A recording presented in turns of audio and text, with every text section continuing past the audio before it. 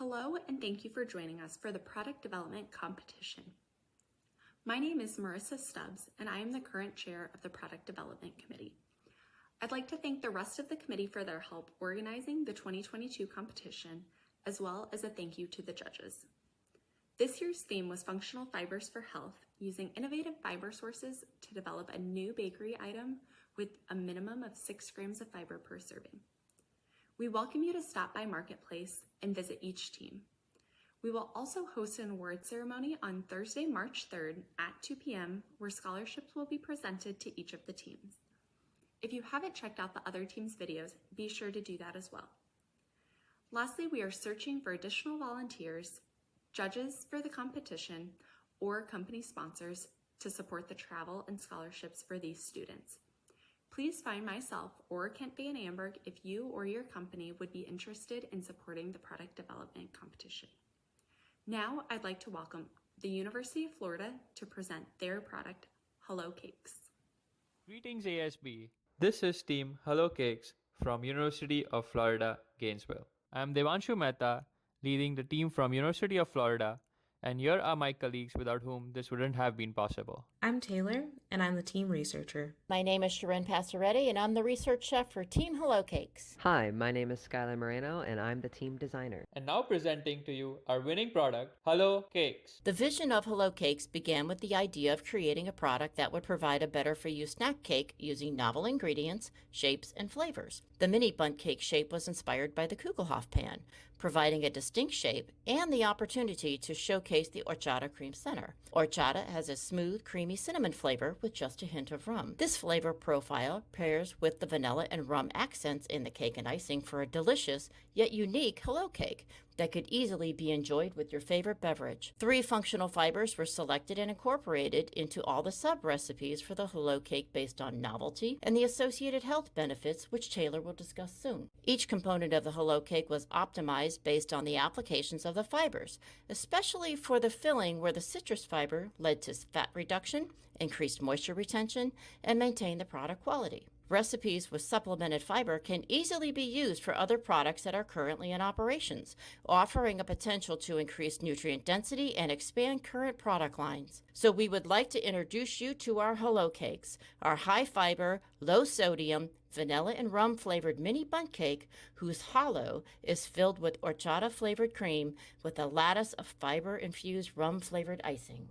Thanks, Sharon, for that great description. Along with great taste and textures, Hello Cakes were made with functional fibers, which are isolated and indigestible fibers associated with health benefits. The 3 functional fibers selected for these cakes were oat hull fiber, pea hull fiber, and citrus fiber. Oat and pea hull fibers constitute 3.4 and 2.5% of the total Hello Cakes weight, respectively. These have been shown to combat metabolic diseases, and pea hull fiber has been associated with the lowered risk of cardiovascular diseases. Citrus fiber, at 1% of Hello Cakes weight, introduces antioxidant compounds found in citrus pulp and peels. Beyond the health benefits of these novel functional fibers, the oat hull fiber and citrus fiber were used as emulsifiers for the filling and icing, and all 3 played a role in the cake's moisture retention, delivering a moist and smooth texture even after a 14-day shelf life. Thank you, Taylor. These functional fibers play right into our strengths, with Hello Cakes containing 21% of your daily recommended fiber, 5% of your daily value of sodium, and a nice blend of Latin flavors. Our team's market study analysis shows that snack cakes appeal to 42% of the American population,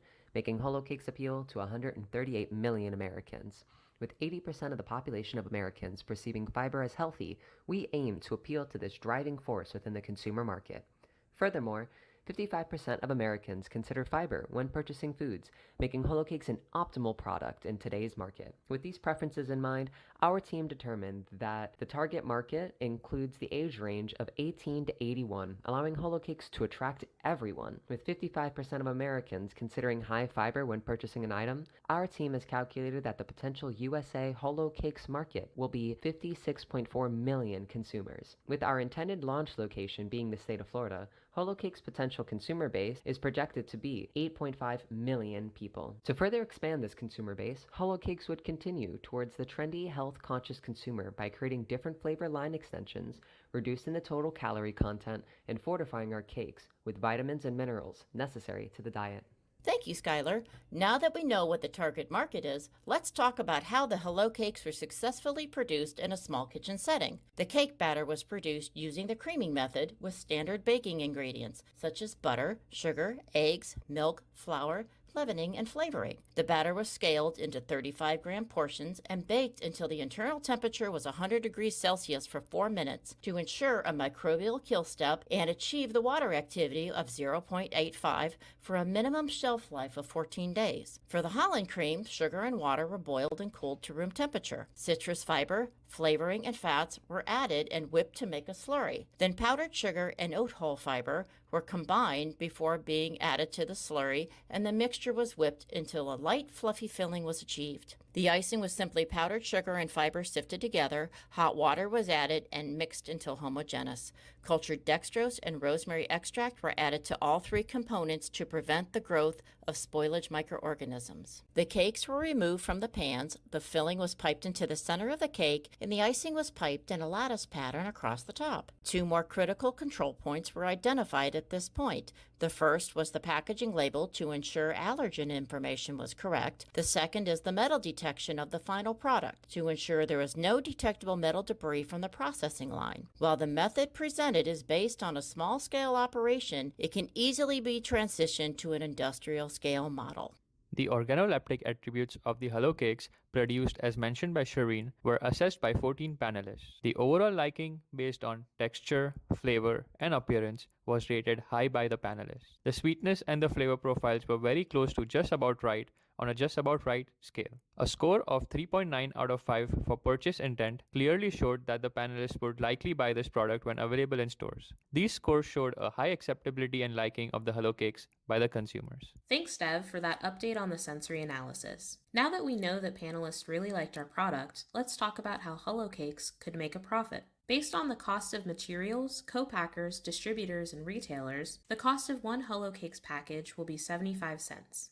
With the target markets previously described by Skylar, the target sales and profits were projected. With a 2.5% market share, the initial Florida market is estimated at 213,000 consumers. If each consumer purchased 2 packages per month, Hello Cakes would achieve a monthly sales volume of 427,000 packages. That equates to $3.8 million in annual revenue and $512,000 in profit per year. With that success, Hello Cakes could move to a national market in which it would have an estimated $3.4 million in profit. Let's see how Hello Cakes stands in the current market. 3 of the most common snack cake brands are Hostess, Little Debbie, and Tasty Cake. The Hostess Baby Buns product line was projected as Hello Cakes' major competitor. In terms of pricing, Hello Cakes is similar to the average of these 3 prices, which was 73 cents. Additionally, Hello Cakes has the lowest calorie density in calories per 100 gram weight. Other benefits include higher fiber content comprised of novel functional fibers. All of these factors highlight the promise of Hello Cakes being a delicious alternative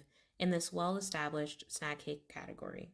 Hello Cake's marketing strategy includes a conglomerate of opportunities. The back of the package contains a QR code to highlight the benefits of the fibers used. When launched, Hello Cakes will be available at local groceries and wholesale stores, such as Trader Joe's and Whole Foods. Our long-term marketing goals for Hello Cakes includes partnering with Starbucks to provide a fiber-based alternative treat. The use of social media platforms would serve as an additional strategy to launch and advertise Hello Cakes. Posts, advertisements, and promotional discounts will focus on the gut health benefits and cultural flavor fusion, ensuring that consumers define Hello Cakes as a tasty and rich in fiber product. Line extensions would be included to further highlight trendy flavors to increase the brand's presence and diversify the consumer base, giving Hello Cakes remarkable visibility across North America. Thank you everyone for joining us on this journey. And now we announce the official launch of our Hello Cakes, Sweet Fusion Delicious Alternatives.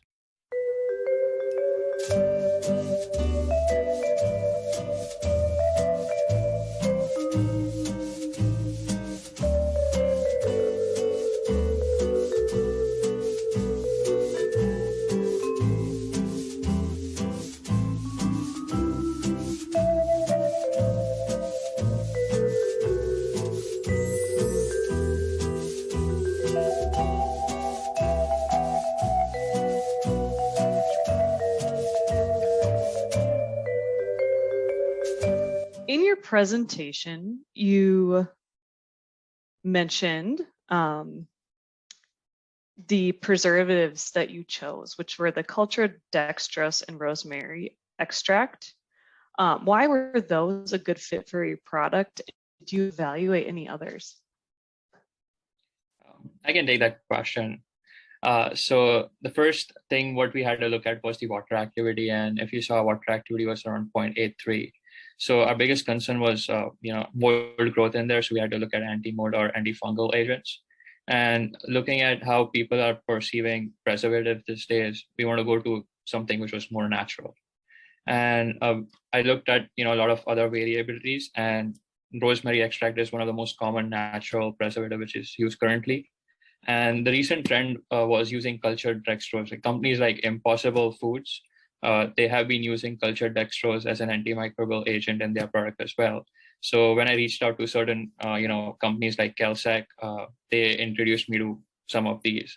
And then based on their assessment and the literature they had, we chose specifically these two compounds to use as an antimicrobial or antifungal agent.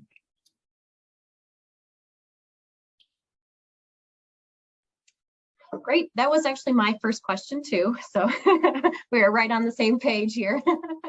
But otherwise, I was looking at your process description, and you listed 2 different types of sugar in the cake, a powdered sugar and just a granulated sugar. But then in the ingredients list, you just had normal sugar. So I was wondering if you used 2 different types and why, or if you could clarify that. I'll take that question there for you. We actually do use powdered sugar and granulated sugar in the cake. And it did create a finer texture to it. And I just find it's overall improves on the quality of the product when it comes to the end.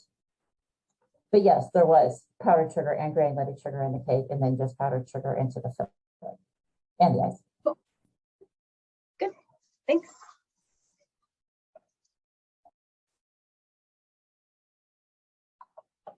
If Brittany wants to ask a question, it seems like if you want to ask one at a time, we'll go in a circle.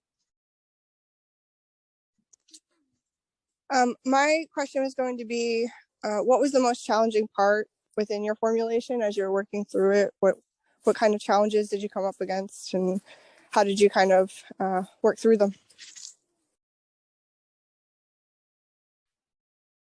I can start, and then everyone can just pitch in this, because we had a lot of challenges. And the first one was choosing the right fiber source, because the challenge this year was functional fiber. A lot of times people used to use functional fiber and dietary fiber synonymously. So we had to list down a lot of ingredients in our brainstorming sessions, and we had 8 probable lists which we could use. But then based on the availability, cost, and the associated health benefits, we came down to using pea hull, oat hull, and citrus fibers. But when we made our first prototype, we just had like a cylinder cake. It wasn't even bun shaped. We had a cylinder cake, and just like how Hostess, pipes it into their cakes, we did the same thing by piping our cream into it. But when we did our initial sensory panel, it just didn't look appealing. Like, panelists did not find it as appealing, and they had that graininess, and they couldn't feel the cream in it at all. And that's when we had to do an internal brainstorming and a risk assessment to assess, what is the right way we can approach this product. And that's how we came to the bun shape, which was unique. And we had to play with the formulations, which maybe either Taylor, Scott, or Shireen can pitch into as well.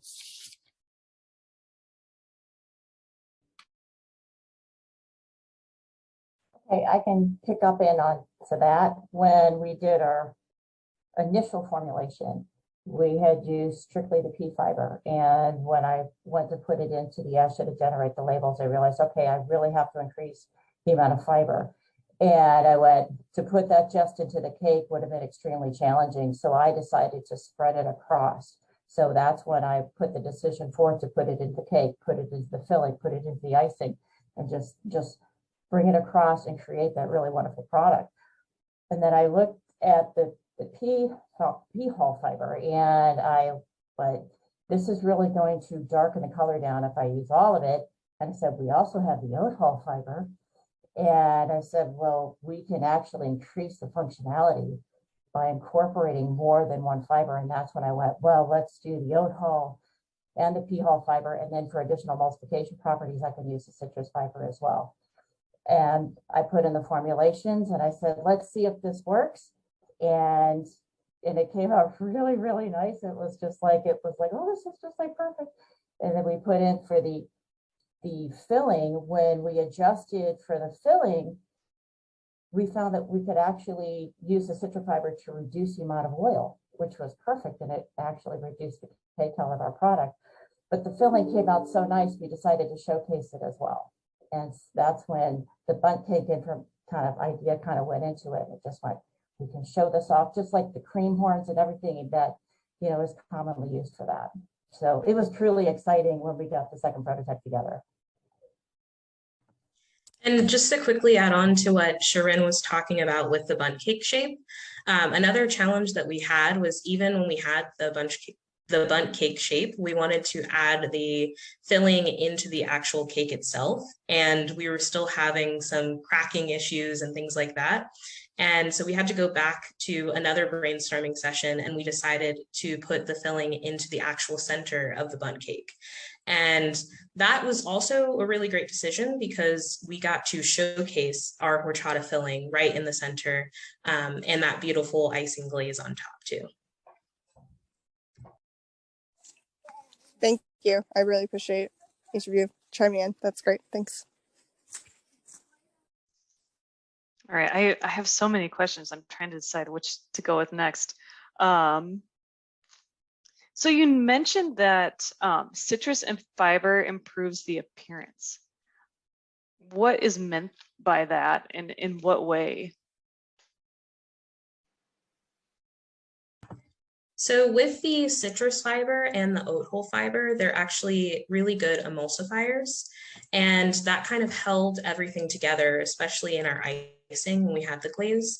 So there wasn't any breakage in it, and we got a nice shiny sheen over the top. Got it. Thank you.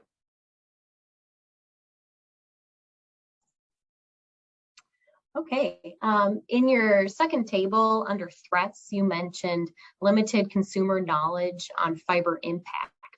And so I was wondering, what are some of your ideas to help increase consumer knowledge on fiber impact?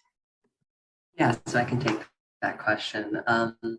So within our threats, we decided that within our product, in order to appeal and educate as much of the consumer bases as possible without having extremely filled document on the back of our package, we had a short story told in order to highlight those fibers of interest. And then we decided to add a QR code to the back of our package, which actually brings you to a document that further educates all the amazing health benefits of the fibers that we chose to use within our product.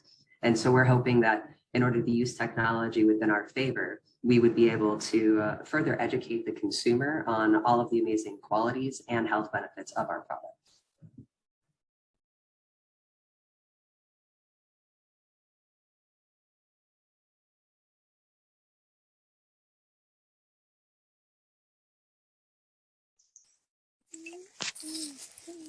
Yeah, I had a similar question about the educating on oat fiber, so I'm glad you touched on that. And I thought the QR code was a really savvy way of leveraging the technology. The packaging was really well done and really well laid out. In the product packaging design, were there any other prototypes or considerations that you had considered, or was this kind of like your first and a winner from right from the start? Yeah, so within the product design, it wound up being a large transformation over the course of multiple weeks. I went through multiple different designs, and I created about 8 different designs that we did an internal evaluation of. And then I decided to make a survey and post it to the public in order for them to, on our university campus, for other people to also basically tell us their input on the design for our logo. And there was a very short description provided describing what our product was, that it was a bundt shaped mini cake. And most of the people decided that they liked the shape of our logo because of the fact that it represents the bundt-shaped cake of our product. And then we went through different varieties of blue hues because different hues were too dark and then not light enough. And then the ribbon coming in and out, that was actually an additional thing that we decided to do that added elegance and a sort of class, and almost like a shelf staple, or more like brand staple type product, because it wraps around the entire package and it almost gives that sense of like, oh, we're blue ribbon, we're first class, like this is what you would want to pick if you had to pick any product on the shelf. And so giving that sort of the fonts, all of these things were taken into consideration. And so we're very happy to hear that you guys enjoy the product. And just to add on Skylar's point, the other thing what we also looked upon was the material of the packaging. Since we had a high water activity product, we wanted to make sure that it's got a barrier to oxygen specifically, or even moisture. So we made sure that we chose a material which could provide that barriers. And also, if you saw that it was a ready to eat or just take away product. So it's an on the go concept, and having 2 cakes in that one single package was the perfect combination we could come across. However, we had a thought that how about we make a family pack where we can have like 6 of these packs in one cardboard box, and that would be another alternative to add on to as well if you want the whole family size pack as well. Costco. Right. I think we're getting really close to time. I'll start asking the question, but you may not have a lot of time to answer it. When you mentioned this could be easily scaled up, I want to know what you think the biggest challenge about the scale up would be for this particular product. That's a pretty interesting question. The way we made our pilot scale apparatus, we thought it's very easy to scale it up into industrial scale. But I guess first thing, our biggest challenge was to get the right molds. At that point, we did not know that the bundt cakes were already available at first test, but getting the molds in there would be a much more easier process now that it's already done. The second thing was getting the right consistency of the batter and our cream. Because if we were to make a big giant batch, we want to make sure that we have the right perfect combination in there so that it doesn't get waste, because waste would be our biggest concern in this stage.